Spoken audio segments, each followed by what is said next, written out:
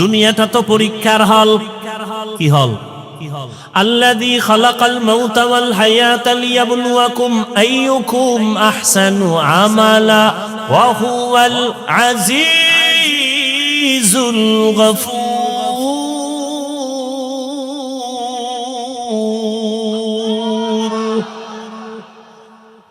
আল্লাহ বলেন দুনিয়াটা পরীক্ষার হল, আমি আমলের পরীক্ষা নিব।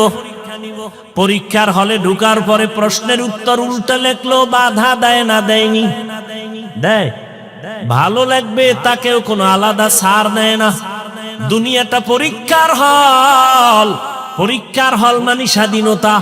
প্রশ্নের উত্তর ভালো লেখো, বাধা নাই। উল্টা লেখো, নিষেধ নাই। কেন পরীক্ষার হল?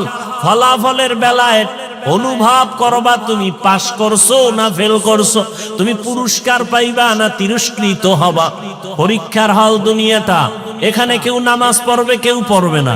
যে পড়বে না আল্লাহ তাকে বাধাও দিবেন না, যে পড়বে আল্লাহ তাকে নিষেধও করবেন না। দুনিয়াটা পরীক্ষার হল। এখানে কেউ দাড়ি রাখবে, কেউ দাড়ি রাখবে না। যে দাড়ি রাখবে না আল্লাহ তাকে নিষেধ করেন না, বাধাও দেন না। যে দাড়ি রাখবে আল্লাহ তাকে নিষেধও করবেন না। যে দাড়ি রাখে না সেও যেই আসমানের সূর্যের আলো ভোগ করবে, যে দাড়ি রাখবে সে একই সূর্যের আলো ভোগ করবে।